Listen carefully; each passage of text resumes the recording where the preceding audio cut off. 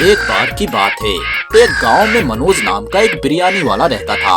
मनोज गरीब था और एक ठेले पे रोज बिरयानी बेचा करता था। बिरयानी ले लो बिरयानी, बिरयानी ले लो बिरयानी, स्वादिष्ट चिकन बिरयानी। तभी वहाँ पे एक आदमी आता है। अरे भाई, ये बिरयानी कैसे दिए? 100 रुपया प्लेट बाबूजी। क्या? बाप रे, इतना महंगा? मुझे नहीं खरीदना। मनोज दिन भर ठेला लेके गांव के चक्कर लगाता रहता, पर गांव में कोई भी उसकी बिरयानी 100 रुपया में खरीदने को राजी नहीं होता। तभी मनोज अपने मन में सोचता है, हे भगवान, अब मैं अपनी बिरयानी कैसे बेचूं?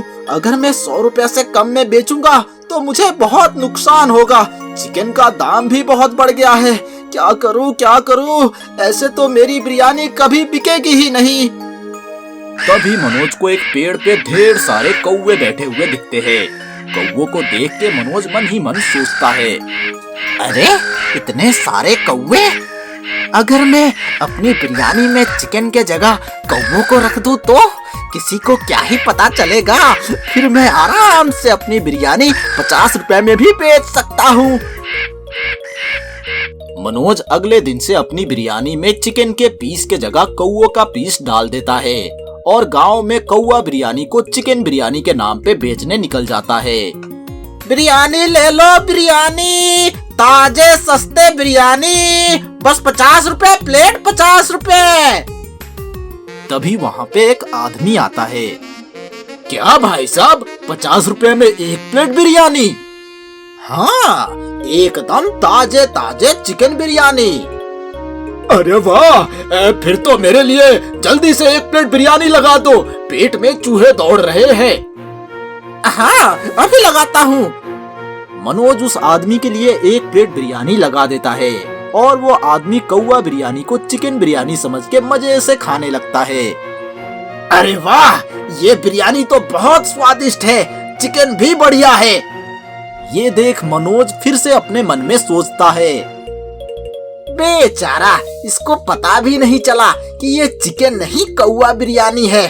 गांव के लोग बहुत भोले होते हैं, आज तो लगता है सारी बिरयानी बिक जाएगी। धीरे धीरे गांव के बाकी लोग भी मनोज के कौवा बिरयानी को चिकन बिरयानी समझ के खाने आ जाते हैं। देखते ही देखते मनोज की सारी बिरयानी बिक जाती है। मनोज ने आज लोगों को उल्लू बना के बहुत पैसा कमा लिया था। अरे वाह, आज तो तगड़ी कमाई हुई है। अगर ऐसे ही मेरी बिरयानी बिकती रही तो मैं जल्द ही लखपति बन जाऊंगा। इतना कहकर मनोज अगले दिन के लिए और कौवा बिरयानी बनाकर सो जाता है। उसी रात गांव के लोगों के साथ कुछ अजीब होता है और सबके सब कौवों के जैसे आवाज निकालने लगते हैं। अरे अरे भाई, ये क्या हो रहा है हमें? अरे अरे भाई, ये क्या हो रहा है हमें? पता नहीं, पेट में बहुत दर्द हो रहा है। जल्दी से हमें डॉक्टर को दिखाना होगा। सभी गांव वाले उसी रात डॉक्टर के पास इलाज के लिए पहुंचते हैं। डॉक्टर इलाज के बाद उन्हें बताता है, कल लगता है आप लोगों ने कौवा बिरयानी खाया था, उसी का असर है ये। तभी उनमें से एक आदमी कहता है, क्या कौवा बिरयानी? पर हमने तो चिकन बिरयानी खाई थी। हो ना हो, ये काम जरूर उस मनोज बिरयानी वाले का होगा, उसे तो हम छोड़ेंगे नहीं। अगली सुबह मनोज फिर से अपनी कौवा बिरयानी का ठेला लेके गांव में पहुंच जाता है। बिरयानी ले लो बिरयानी, ताजे चिकन बिरयानी। तभी वहां गुस्से से लाल गांव वाले पहुंच जाते हैं और मनोज को कहते हैं, क्या ये चिकन बिरयानी है? हाँ बिल्कुल, एकदम फ्रेश चिकन बिरयानी है, कल ही तो आप सबने खाया था ना। गांव वाले ये बात सुनकर और गुस्सा हो जाते हैं और कहते हैं, अगर ये चिकन बिरयानी है तो तुम भी इसे खाकर दिखाओ। ये सुन के मनोज के तो पसीने छूट जाते हैं और मनोज कहता है, अरे अरे नहीं नहीं, मैं नहीं खा सकता, मेरा पेट तो भरा है। गांव वाले जबरदस्ती मनोज को बिरयानी खिलाने लगते हैं मनोज बिरयानी के कुछ निवाले खाते ही कौओं की तरह आवाज निकालने लगता है और वहां से दुम दबाकर भागने लगता है। गांव वाले मनोज का पीछा करने लगते हैं और उसे पकड़ के पुलिस के हवाले कर देते हैं। मनोज को भी सबक मिल जाता है कि पैसों के लालच में कभी भी किसी को गलत सामान नहीं बेचना चाहिए। जादुई बटर नान। रामपुर नाम के गांव में राम नाम का एक आदमी रहता था। वो गांव में एक होटल में बटर नान बनाता था। वो कद में बहुत छोटा था। उसे सब छोटू छोटू कहकर बुलाते थे। एक दिन होटल का मालिक राम से कहता है, अरे ओ छोटे, जाके 2 बटर नान बना के ला। कस्टमर का ख्याल क्यों नहीं रख रहा है? अरे ओ छोटू, बटर नान तो ले आया, मगर इसमें सब्जी कौन लाएगा? तेरा ऑनर लाएगा क्या? जमीन से 1 फुट भी नहीं हो, खींच के 1 दूंगा ना तो उड़कर कहीं और जाकर गिरोगे। चल जाओ, जाकर जल्दी से सब्जी बनाकर लाओ। इस तरह सारे लोग उसे छोटू छोटू कहकर उसका मजाक उड़ाते थे। वो बहुत दुखी रहता था। वो हमेशा यही सोचता था कि क्यों भगवान ने मुझे ऐसा छोटा बनाया। वो ये बात अपनी माँ को बताकर दुखी होता था। माँ, क्यों तुमने मुझे ऐसा जन्म दिया? सब मुझे छोटू छोटू कहकर मेरा मजाक उड़ा रहे हैं। बेटा, दुखी मत हो। भगवान ने हमें जैसा रूप दिया है, इसका हमें शुक्रिया अदा करना चाहिए। चाहे कोई छोटा हो या लंबा, फिर भी मानव जन्म बहुत धन्य है। कोई कुछ भी कहे, हमें उन बातों का ख्याल नहीं करना चाहिए। तुम अपना काम करते जाओ, दुखी मत हो। लोगों का क्या है, वो तो कुछ ना कुछ कहते ही रहते हैं। ठीक है माँ। उस रात दुखी होकर वो सो जाता है। अगले दिन सुबह वो एक जंगल से गुजर रहा था कि उसकी नजर एक साधु पर पड़ती है। रामू साधु जी को प्रणाम करता है और उनसे पूछता है, स्वामी जी, मैं आपको मेरी समस्या बताता हूँ, क्या आप मुझे उसका कोई उपाय बताएंगे? मैं कद में बहुत छोटा हूँ, सब मेरा मजाक उड़ाते हैं, मैं इसे कैसे बदलूं? देखो बेटा, किसी के मुंह से निकली हुई बातों से हमें दुखी नहीं होना चाहिए। हमें अपने काम पर श्रद्धा होनी चाहिए। हम जो काम कर रहे हैं वही भगवान है। दिल लगाकर अगर हम हमारा काम करेंगे तो हमारे सारे काम बनते जाएंगे। वैसे भी बहुत सालों से जो शनि तुम्हारे साथ है वो तुम्हें छोड़कर जाने वाला है। कल से तुम जो भी काम करोगे वो बिल्कुल सिद्ध होगा। ये कहकर साधु अपने कमंडल में से पानी निकालकर राम पर छिड़कता है और वहां से चला जाता है।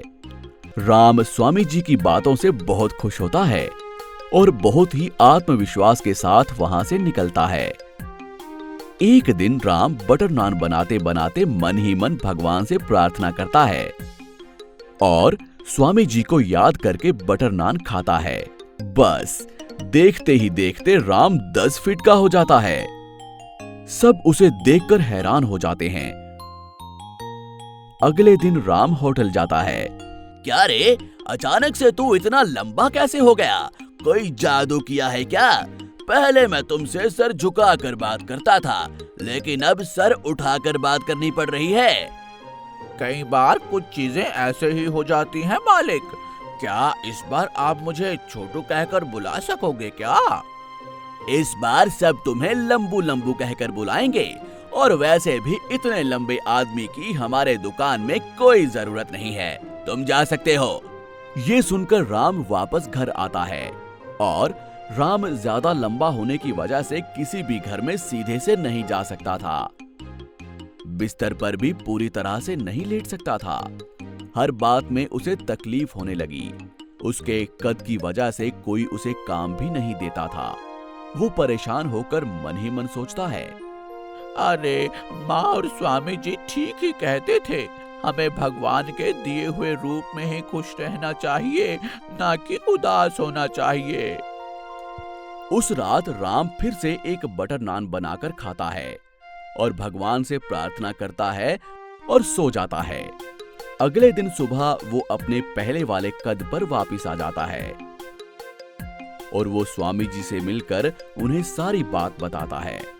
स्वामी जी सारी बात सुनकर, बेटा, भगवान ने जो हमें रंग रूप और कद काठी दी है, हमें उसी में संतुष्ट रहना चाहिए, ना कि उसकी शिकायत करनी चाहिए।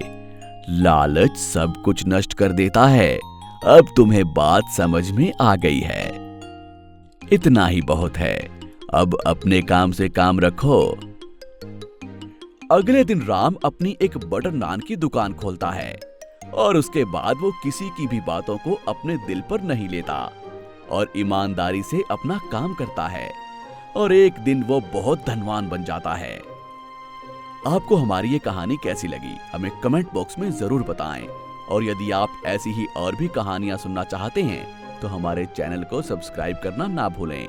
शुक्रिया। जादुई रोटी।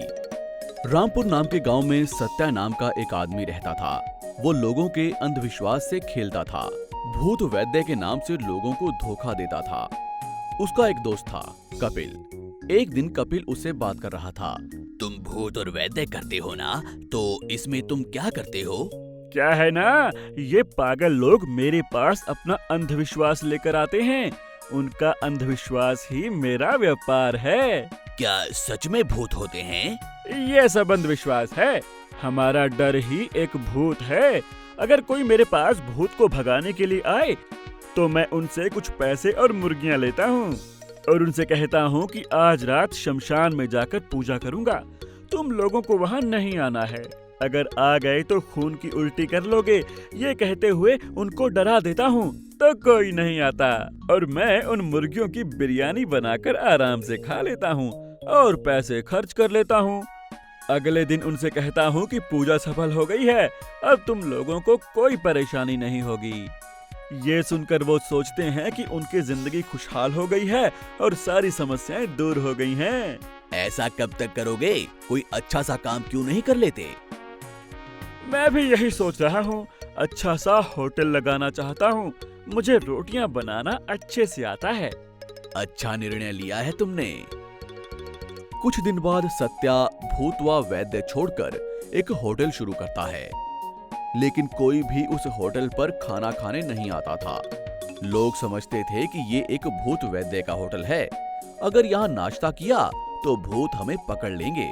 लेकिन एक दिन एक आदमी पास के गांव से इस होटल पर खाना खाने आता है और मन ही मन सोचता है, इस होटल में खाना खा लूंगा, बहुत भूख लग रही है।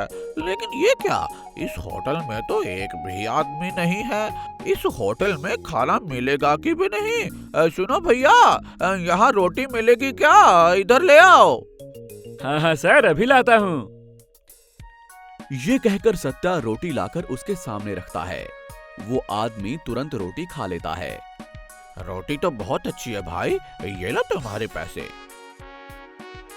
वो आदमी सत्या को पैसे देकर आराम से वहां से निकलता है। कुछ दूर जाने के बाद उसी गांव का एक और आदमी उस रोटी खाए हुए आदमी के पास आता है और कहता है, हेलो भैया, क्या आपने उस होटल में खाना खाया? जी हाँ, क्यों, क्या हुआ? ये होटल एक भूत वैद्य करने वाले आदमी का है। आपने जो खाया है उसमें उसने जरूर कुछ मिला दिया होगा। आपको कोई भूत प्रेत पकड़ ना ले, सावधान रहना भाई। अरे मुझे नहीं मालूम था, मैंने तो खा लिया। अब मेरा क्या होगा, मुझे डर लग रहा है। ये कहकर वो आदमी उल्टी कर देता है। सत्या ये देख रहा था। वो ये सोचता है कि ईमानदारी और सच्चाई से मैं जीना चाहता हूँ, लेकिन लोग मुझे जीने नहीं दे रहे हैं। एक दिन सत्या रोटियां बना रहा था और वो रोटियां बनाते बनाते मजाक में कहता है, ओम भीम क्लीम क्लीम फट। ये रोटियां मायावी रोटियां बन जाएं। मेरे पास कोई रोटियां खरीदने नहीं आता। मेरी रोटियां मुझे ही खानी पड़ती हैं। मेहनत से जीना चाहता हूँ, लेकिन कोई भी मेरी मदद नहीं कर रहा है। ये कहकर वो रोटी बनाकर एक प्लेट उछालता है। वो रोटी मिस होकर एक मटके पर जा पड़ती है। जैसे ही रोटी मटके पर पड़ती है, वो मटका दो में बदल जाता है। ये देख वो मन में सोचता है, अरे ये क्या, रोटी मटके पर पड़ते ही मटका 2 में बदल गया। अरे ये सच में मेरा सपना है या कोई अंधविश्वास है? मैं फिर से देखता हूँ। वो रोटी निकालकर एक बाल्टी पर डालता है और बाल्टी भी 2 में बदल जाती है। उसके बाद सत्या उस रोटी को अपने गोल्ड चैन पर डालता है। गोल्ड चैन भी 2 में बदल जाती है। फिर सत्या उसको सर पर रख कर देखता है, पर उसका सर 2 में नहीं बदलता। तब वो सोचता है कि ये रोटी सिर्फ चीजों पर ही काम कर रही है। तब उसके पास जितने भी पैसे आए होते हैं, वो उन सारे पैसों को दुगुना कर लेता है। धीरे धीरे सत्या अमीर हो जाता है। उसके पास घर, पैसा सब कुछ आ जाता है। और उसके बाद वो लोगों का अंधविश्वास दूर करने में और अच्छे काम करके लोगों की कुछ मदद करने में अपनी जिंदगी गुजारने लगता है। आपको हमारी ये कहानी कैसी लगी, हमें कमेंट बॉक्स में जरूर बताएं। और यदि आप ऐसी ही और भी कहानियां सुनना चाहते हैं तो हमारे चैनल को सब्सक्राइब करना ना भूलें। एक गांव में मधु नाम का एक स्कूटर मैकेनिक रहता था। वो साइकिल, बाइक रिपेयर करके अपना और अपने परिवार का पालन पोषण करता था। एक दिन मधु शॉप में बैठा था। कस्टमर्स कोई नहीं थे। दोपहर का वक्त था। मधु को भूख लग रही थी तो उसने मन ही मन सोचा, दोपहर हो गई है, कोई कस्टमर भी नहीं है, घर जाकर खाना खाकर आता हूं। ये सोचकर मधु शॉप खुला ही छोड़कर खाने के लिए घर जाता है। इतने में वहां एक लड़का मधु की दुकान पर आता है।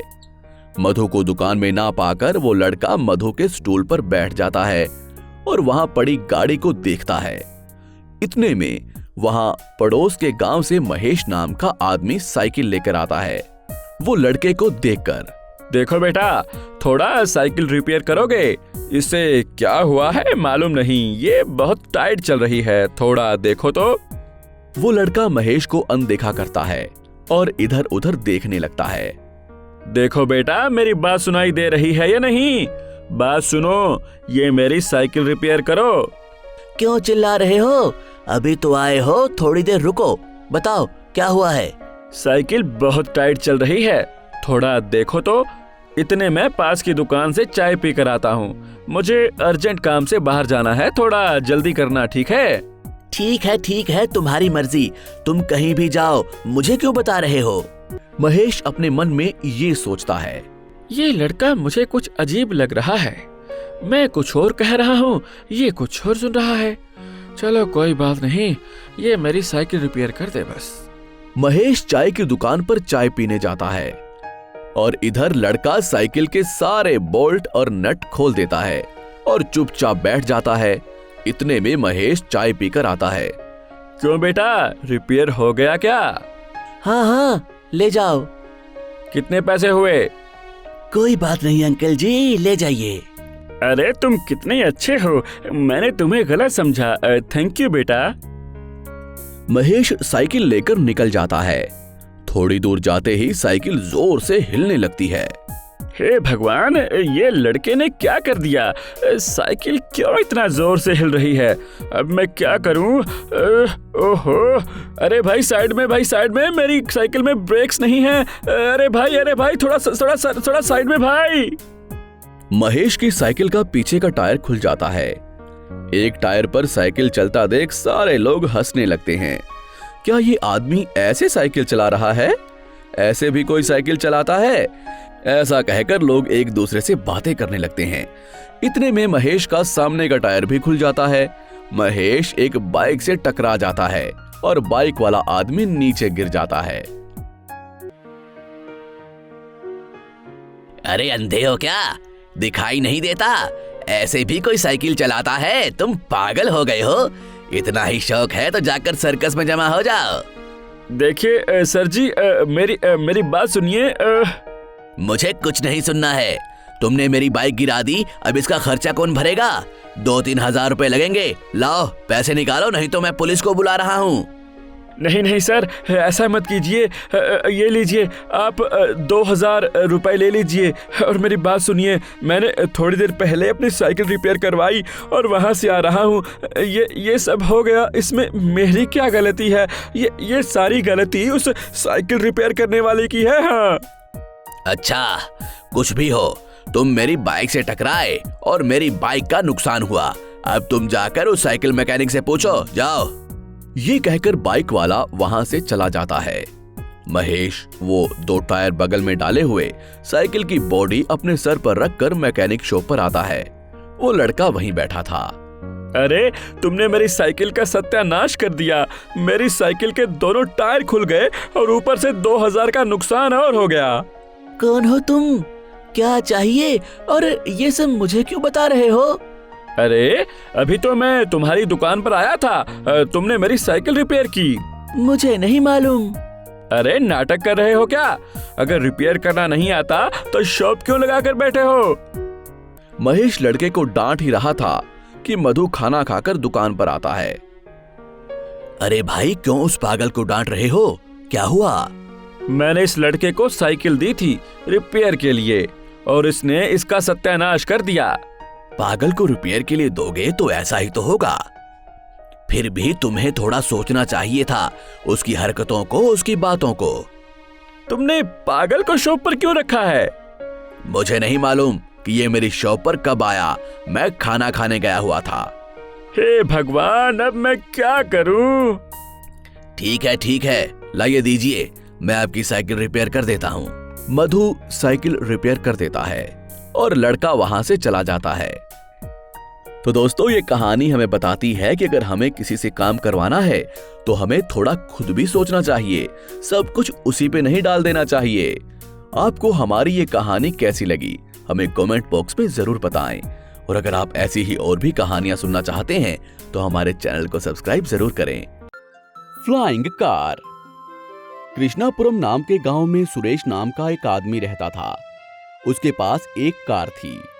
उसमें वो ग्राहकों को घुमाता था और उन आए हुए पैसों से अपना गुजर बसर किया करता था।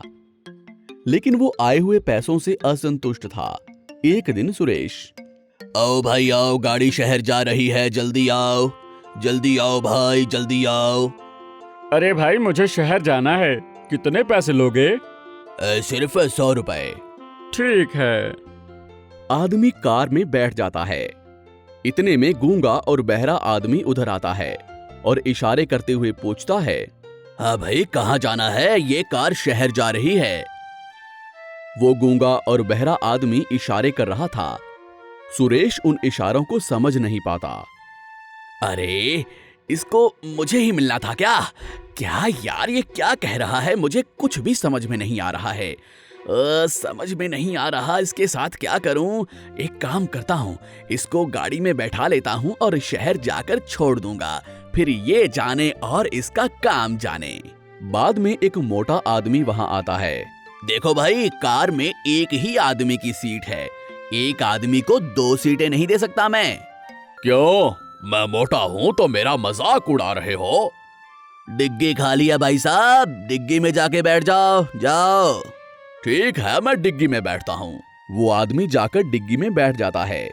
उसके बाद बहुत सारे ग्राहक आते हैं। सुरेश को क्या करूं ये समझ में नहीं आ रहा था। तभी वो पास में खड़ी हुई कूड़े की गाड़ी को खींचकर अपनी कार के पीछे बांध देता है और आए हुए ग्राहकों को उसमें चढ़ा लेता है और उन सबसे पैसे वसूल करता है। अरे भाई, अब तक तो हम शहर भी नहीं पहुंचे, तुम पैसे क्यों वसूल कर रहे हो? कुछ नहीं सर, वो मुझे डीजल डलवाना है ना, इसलिए। ये कहकर वो सबसे पैसे ले लेता है और डीजल डलवा लेता है और शहर की ओर निकलता है। कार जैसे ही जंगल के सामने से गुजर रही थी, अचानक से उसकी गाड़ी का टायर पंचर हो जाता है। एकदम से लोग कार से उतरकर गाड़ी के पंचर को देखते हैं। क्यों भाई, कार का तो टायर ही पंचर हो गया है, क्या तुम्हारे पास स्टेफनी है क्या? जी नहीं है सर। क्या? तो अब हम कैसे जाएंगे? एक काम करो, हमारे पैसे वापस करो, हम हमारे रास्ते हो लेंगे। भाई साहब, मेरे पास तो एक चवन्नी भी नहीं है, आपके दिए हुए पैसों से तो मैंने डीजल डलवा लिया ना। अगर आपको मेरे ही साथ जाना है तो मेरा थोड़ा इंतजार कर लो। मैं पास के ही गांव में जाता हूं और इस गाड़ी का पंचर लगवा के आता हूं। ये कहकर सुरेश टायर का पंचर लगवाने के लिए पास के गांव जाता है। बहुत देर तक सुरेश वापस नहीं आता। इतने में सारे पैसेंजर्स अलग अलग गाड़ियों से वहां से जा चुके थे। जब सुरेश वापस आता है तो वहां पे कोई नहीं था। सुरेश को क्या करूं समझ में नहीं आता। उस जंगल में उसे दूर एक मंदिर दिखाई देता है। सुरेश वहां जाता है। सुरेश को वहां एक स्वामी जी दिखाई देते हैं। सुरेश उनके पास जाता है। स्वामी जी, मेरे कष्ट खत्म ही नहीं हो रहे हैं। मैं ऐसे कब तक परेशान और दुखी रहूंगा? मैं चाहता हूं कि आप मुझे कोई वरदान दीजिए। सुख और दुख तो हमारी सोच से होते हैं, हमारे हाथ में नहीं है। स्वामी जी, मेरी कार को उड़ने वाला हवाई जहाज जैसा बना दीजिए। मैं कोई भगवान नहीं हूं। तो तुम क्यों इतनी बड़ी बड़ी दाढ़ी छोड़कर यहाँ बैठे हो?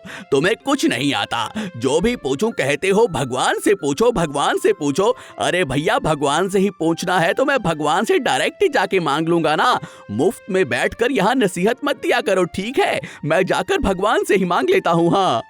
ये कहकर सुरेश मंदिर के सामने जोर जोर से, हे भगवान, मेरी कार को फ्लाइंग कार बना दो प्लीज। हे भगवान, मेरी सुनो, मैं बहुत कष्ट में हूँ। भगवान कृपा करो, मेरी मदद करो। भगवान, तुम भी स्वामी जी की तरह मत कहना कुछ। मेरी मदद करो भगवान, मेरी मदद करो। रात बहुत हो चुकी थी, इसलिए सुरेश मंदिर में ही सो गया। सुबह उठकर देखता है तो कार सच में फ्लाइंग कार में बदल चुकी थी। उसे 2 पंख लगे हुए थे। ये देख सुरेश स्वामी जी से, स्वामी जी, मेरी कार सच में फ्लाइंग कार में बदल गई है। देखिए, आइए मैं आपको घुमा के लाता हूं। ठीक है, तुम आराम से अपनी कार में घूमना, लेकिन कभी भी लालच मत करना। तुम ऐसे ही हो स्वामी जी, मुझे देखकर जल रहे हो। ठीक है, मैं चलता हूं। सुरेश खुशी खुशी अपनी फ्लाइंग कार लेकर हवा में उड़ते हुए अपने गांव आता है और अपने गांव वालों को उसमें घुमाता है। एक दिन एक आदमी बहुत बीमार था। गांव के सभी लोग उसे कार में अस्पताल ले जाने को कहते हैं। सुरेश, ये कोई एम्बुलेंस नहीं है, अगर वो मेरी कार में मर गया तो? ऐसा कहकर वहां से चला जाता है। वो हवा में उड़ ही रहा था कि अचानक से बारिश शुरू हो जाती है और सुरेश की कार सीधे नीचे गिरने लगती है। नीचे गिरते गिरते उसकी कार एक पेड़ में फंस जाती है और सुरेश उल्टा लटकने लगता है। तभी वहां एक बाघ पेड़ के नीचे बैठा होता है। उसे देखकर सुरेश डर जाता है। अगर वो पेड़ से नीचे गिरा तो वो सीधे बाघ का भोजन बन जाएगा। ये सोचकर वो बहुत डर जाता है। इतने में बाघ वहां से चला जाता है। तभी सुरेश एक लंबी सांस लेकर पेड़ से नीचे उतरकर घर जाता है और हमेशा की तरह मेहनत से काम करके अपना जीवन गुजारता है। हमें लालच और घमंड कभी भी नहीं करना चाहिए। आपको हमारी ये कहानी कैसी लगी, हमें कमेंट बॉक्स में जरूर बताएं। और यदि आप ऐसी ही और भी कहानियां सुनना चाहते हैं तो हमारे चैनल को सब्सक्राइब